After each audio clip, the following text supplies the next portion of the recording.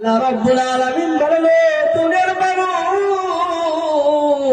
তোমরা শোনো, আমি হচ্ছি আসমানের মালিক, আমি হচ্ছি জমিনের মালিক। সুতরাং আমি আল্লাহ রব্বুল আলামিন যাকে ইচ্ছা করব তাকে মাফ করে দিব, এবং যাকে ইচ্ছা করব তাকে আযাবের মধ্যে ফেলে দিব। আমার বন্ধুগণ, আমার ভাইয়েরা, আল্লাহ রব্বুল আলামিনের হাতে সব কিছু। আল্লাহর উপর দিয়ে কোন মানুষের হাত ঘুরানোর শক্তি নাই, কোন মানুষের সাহস তেমন পর্যন্ত হবে না, আজও পর্যন্ত হয় নাই। এই জন্য দুনিয়া আমরা যতদিন জীবিত আছি আল্লাহ রাব্বুল আলামিনের আদেশ আমাদের পালন করতে হবে না নাই? জোরে বলেন না কেন? আমার বন্ধুগণ, আমার ভাইয়েরা, আল্লাহ রাব্বুল আলামিন যত আদেশ করেছেন সব আমাদের পালন করতে হবে। আল্লাহ রাব্বুল আলামিন তো কম আদেশ করেন নাই বন্ধু, নিজে জাহান্নামের আগুন থেকে বাঁচতে বলেছেন, এবং আমার আপনার আহলে আয়াল পরিবারকে জাহান্নামের আগুন থেকে বাঁচানোর জন্য আল্লাহ রাব্বুল আলামিন আদেশ করে দিয়েছেন।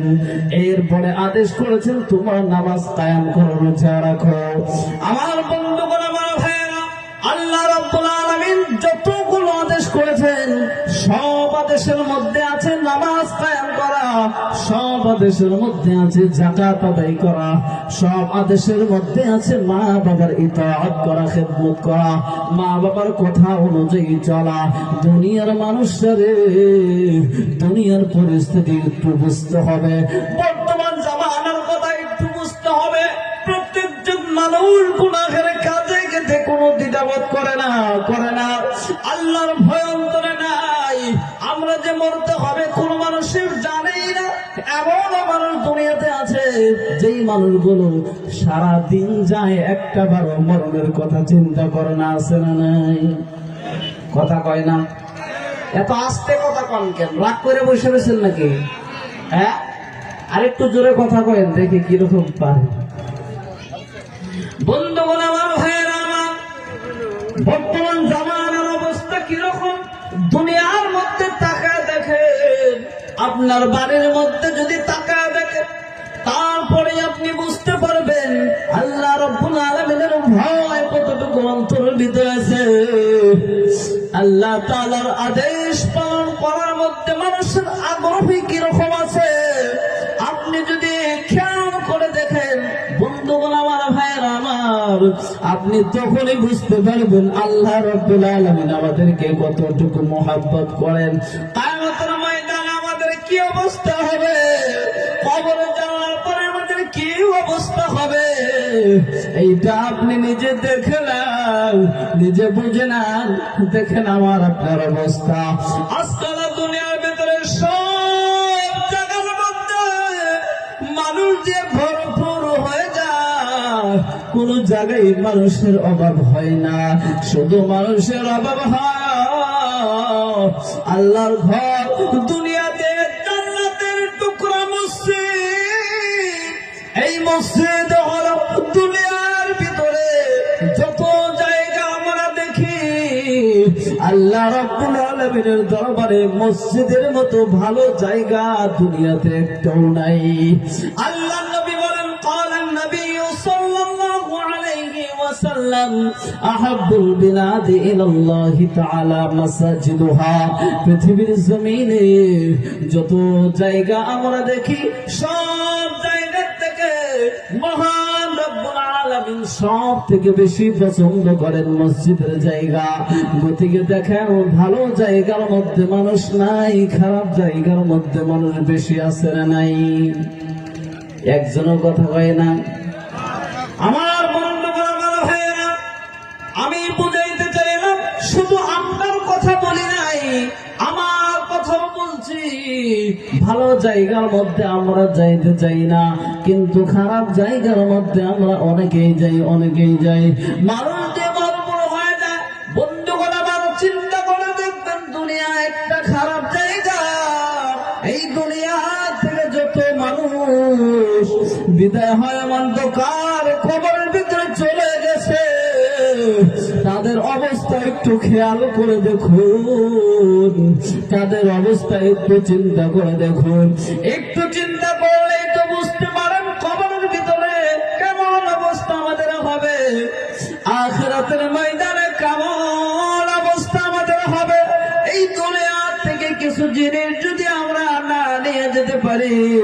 আমাদের জন্য কবর ভয়ঙ্কর হয়ে থাকবে, আমাদের আখিরাতটা অনেক খারাপ হয়ে থাকবে।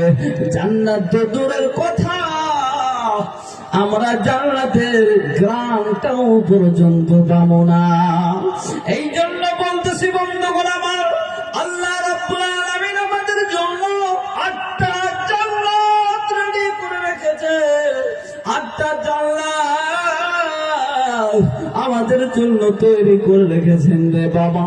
দুনিয়ার একটা পাখির জন্য না, একটা পশুর জন্য না, প্লাস্টিক লোহার জন্য আল্লাহ তাআলা জান্নাত বানায় নাই। জান্নাত বানায় রাখছে শুধু মানব জাতির জন্য, জিন ইনসানের জন্য।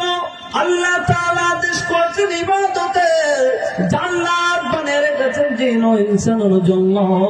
আমাদের জন্য যে আল্লাহ রাব্বুল আলামিন জান্নাত তৈরি করে রাখলো, এইরকম ভাবে কিয়ামতের ময়দানে কোন মানুষ যদি জান্নাতি হয়, জান্নাতে যাওয়ার জন্য কোন মানুষ যখন প্রস্তুতি নেয়, জান্নাতের 8টা দরওয়াজা থেকে প্রত্যেক মানুষকে ডাকতে থাকে, আও জান্নাতুল ফিরদাউস ডাকতে থাকবে, আও আমার কাছে আসো। এরপরে জান্নাতুল খুলদ ডাকতে থাকবে, আমার কাছে আসো। জান্নাতুন নাঈম ডাকতে থাকবে, আসো আমার কাছে আসো। এরপরে জান্নাতুল আদন ডাকতে থাকবে, আসো তোমরা আমার কাছে আসো। এরপরে জান্নাতুল মাওয়া ডাকতে থাকবে, তোমরা কোথাও যায় না, আমার কাছে তোমরা আসো। এরপরে আরো যে জান্নাত আছে, দারুল করার, দারুল মাকাম, দারুস সালাম, 8টা জান্নাতের প্রত্যেকটা দরজা থেকে একজন মানুষকে সব দরজা থেকে ডাকতে থাকবে। যদি ব্যক্তিটা নেককার হয়ে থাকে, কিয়ামতের ময়দানে যদি আল্লাহ রাব্বুল আলামিন ওর আমলনামা দেখে যদি একবার, আল্লাহ তাআলা যদি একবার মুস্কি মুস্কি হাসে দেয়, ওই ব্যক্তিকে আল্লাহ তাআলা জান্নাতের মেহমান বানায় দেয়। সুবহানাল্লাহ। আমার বন্ধুগণ, আমার ভাইয়েরা, এই জন্য বলতে চাই, দুনিয়ার জমিনে মা বোনদের অবস্থাটা একটু বোঝার চেষ্টা করেন।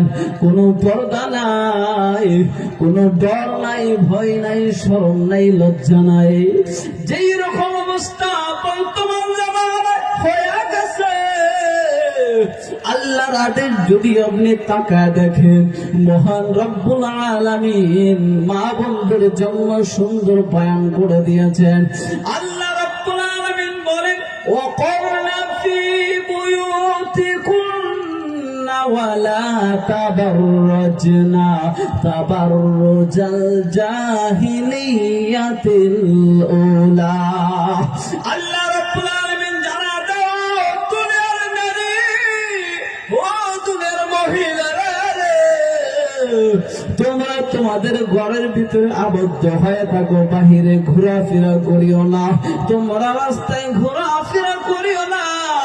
আল্লাহ রাব্বুল আলামিন আদেশ করেছেন, ওয়ালা তাবাররাজনা তাবাররুজাল জাহিলিয়াতিল উলা। যখন জাহিলিয়াতের জামানা ছিল, আমার আপনার নবী রাহমাতুল লিল আলামিন নবী দুনিয়ায় আসার আগে এমন একটা পরিস্থিতি হয়ে গেছিল দুনিয়ার জমিনে, জাহিলিয়াতের জামানা, কোন মানুষের অন্তরে দয়া মায়া কোনো কিছুই ছিল না। ওই দিনের মতো মহিলা মানুষগুলো, সব নদীগুলো উলঙ্গ অবস্থায় ঘুরতেও কোনো দ্বিধাবোধ করতো না, শরম লজ্জাবোধ করতো না। আমার বন্ধুগণ, আমার ভাইয়েরা, আল্লাহ নবী রাহমাতুল লিল আলামিন মুহাম্মদুর রাসূলুল্লাহ সাল্লাল্লাহু আলাইহি ওয়াসাল্লাম মা বোনদের জন্য বলেন, ও দুনিয়ার মহিলারা রে, ও দুনিয়ার নারী, তোমরা যদি 5 ওয়াক্ত নামাজ আদায় করতে পারো, তোমরা যদি রমজান মাসে রোজা রাখতে পারো, তোমরা যদি যাকাত আদায় করতে পারো, তোমরা যদি সত্য কথা বলতে পারো, তোমরা যদি স্বামীর অনুগত্য করতে পারো, স্বামীর আদেশ যদি কোনো মহিলা পালন করতে পারে, আল্লাহ নবী জানায় দেয় রে বাবা, ও দুনিয়ার মা বোনেরা, তোমরা যদি এই কয়টা জিনিস পালন করতে পারো, কিয়ামতের ময়দানে আল্লাহ রাব্বুল আলামিন তোমাদেরকে পারমিশন দিয়ে দেয়, তোমাদেরকে অনুমতি দিয়ে দিবে 8টা জান্নাতের যে কোনো একটা দরওয়াজা দিয়ে ঢোকার জন্য পারমিশন দিয়ে দিবেন আল্লাহ।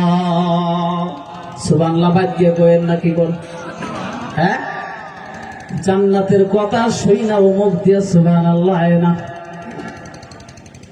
আমার বন্ধুগণ, আমার ভাইয়েরা, সুবহানাল্লাহ, আলহামদুলিল্লাহ, আল্লাহু আকবার এমন একটা শব্দ, মহব্বতের সহিত একবার সুবহানাল্লাহ বলতে পারলে আল্লাহ খুশি হয়ে যায়।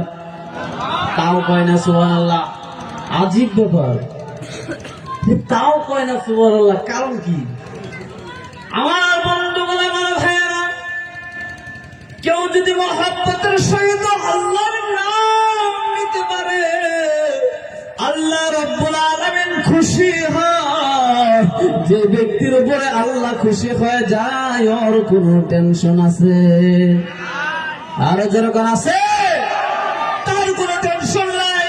মহান আল্লাহ রাব্বুল আলামিন কিয়ামতের ময়দানে প্রত্যেকজন মানুষকে হাজির করবেন, সম্মুখে দাঁড়ায়া একজন একজন করে হিসাব নিতে থাকবেন। একজন মানুষের হিসাব না দিয়া এক পা সামনে কোনো মানুষই আগাইতে পারবে না। হিসাব দিতে হবে আপনার সারা জীবনের ভিতরে আল্লাহর ইবাদত কতটুকু করেছেন, আল্লাহর আদেশ কতটুকু